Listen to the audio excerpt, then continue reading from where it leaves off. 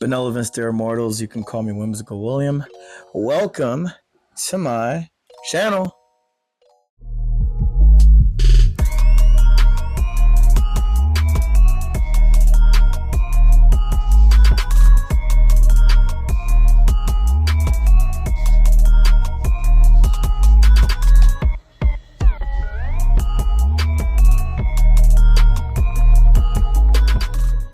Alright, as you know, this is spooky month. This is October.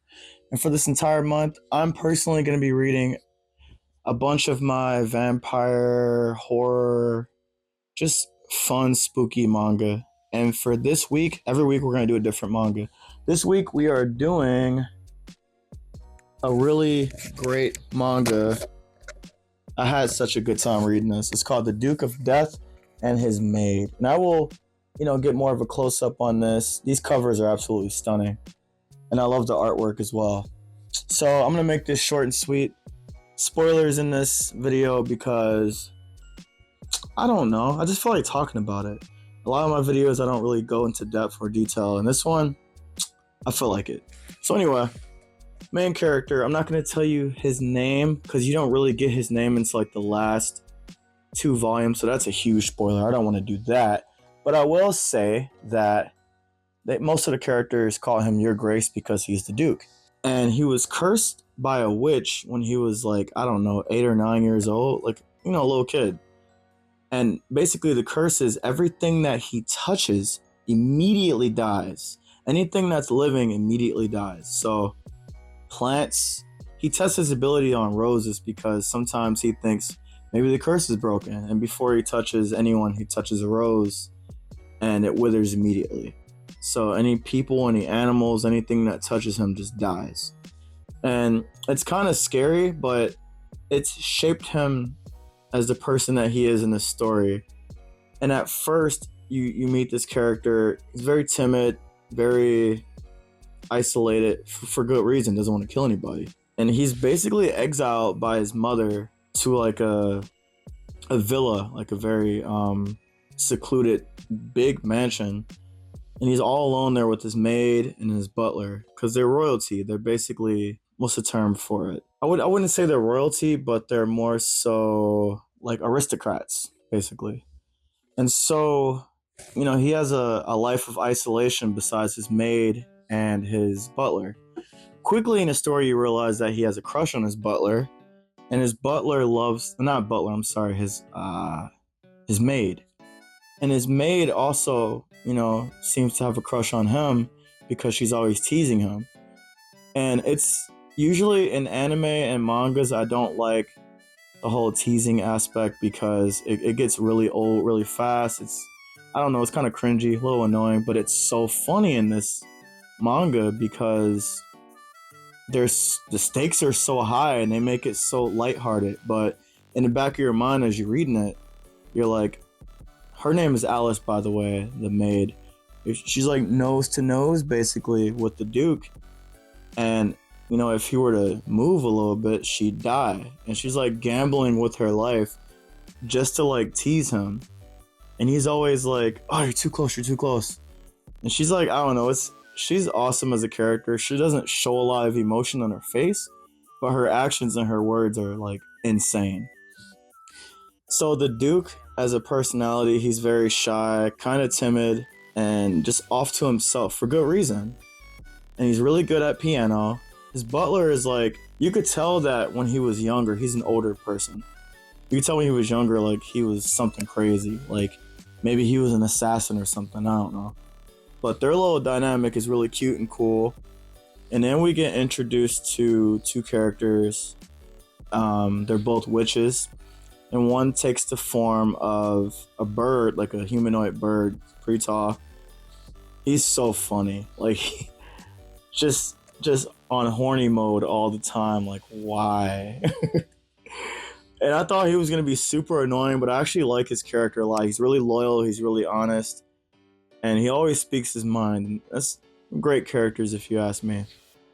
And then the girl he's with, she's kind of airheaded, but she's really strong, and she has a strong will, but she can't read, she can't write, like she's struggling with life. But she's she's got a good heart, and she's willing to learn. And then we have the Duke's sister, little sister. She's kind of annoying. Her name's Viola. She's pretty annoying. But there are some scenes where she's really helpful and really cool. I don't really outright hate any character in this manga. They're all written so well. And then we have the Duke's little brother, who's like not a lot younger, but a little bit younger. And at times he can be insufferable, but sometimes he's so cool. It's like he hates his brother so much, and he sees him as a rival. And the Duke is like, I'm not even trying to, battle you or whatever, man. Like, I'm just trying to survive and not kill anybody. And so they have a bet. Like, the younger brother is like, all right, if I find out a way to end your curse before you do, then you have to step down as the firstborn, as the heir, to the throne. And the Duke is like, I mean, I don't really care about it like that. I want to be accepted back into the family, because he's basically, isolated. He's on exile.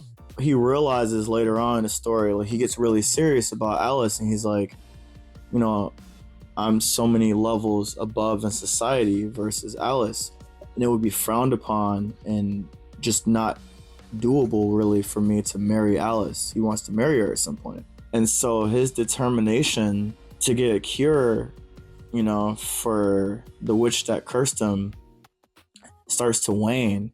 Because it's like, I just really want to be with Alice. That's really all I want to do. And like, you could tell he really loves her. And you could tell she loves him too. And it's a beautiful story. I really hope that all of you watching this, whether it's 10 of you or 100 of you or whatever, that you check this manga out. It's incredible. The anime, not so great. It's kind of CGI. I may have talked about this manga in a past video, but this time I read all of it. There's like 16 volumes, and I just couldn't put it down. It was incredible. But like, the brother has a rivalry with the older brother, but the older brother doesn't really care. He's just going along with it. And then these two witches are very important to the story that they end up befriending and being cool with, because they take them to a witch's sabbath, and they meet another witch who seems to know a lot but isn't talking. And they realize that there are a lot more witches, and witches are among us, they're just hanging out. So they try to get more information, and the other witch is like, I think you shouldn't get more information. And that makes the Duke even more curious. And I like throughout the story that there are many different avenues to go down to rid himself of the curse. But the Duke has a really good heart, and some of those ways are taking his curse and putting it on someone else. It just doesn't sit right with him. He's like, I can't do that. I'll just figure out another way. So these other two witches, they keep trying to help the Duke out. And eventually they find out who's the witch that cursed him. And they find out that she's dead.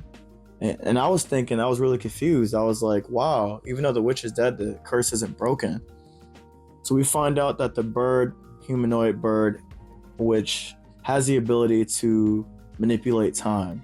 So, and that all the other witches are like, oh, that's him. We got to get him. And they're trying to take his power, or like make sure he can't use his power. But he's been really low key about his power, so they're not sure what they can do to him. But he eventually, uses his power to go back in time. They meet some magicians who are basically humans. Humans and witches are actually two different beings. Like, it's not like a human can learn witchcraft and be a witch. Like, witches are just whole new creatures, which I thought was really interesting. But the humans that, do witchcraft and do magic, they call themselves magicians. They meet up with them, and they realize that one of the magicians looks like a little boy. He's actually like 60 or 70 years old. And he was cursed to live forever in a boy's body.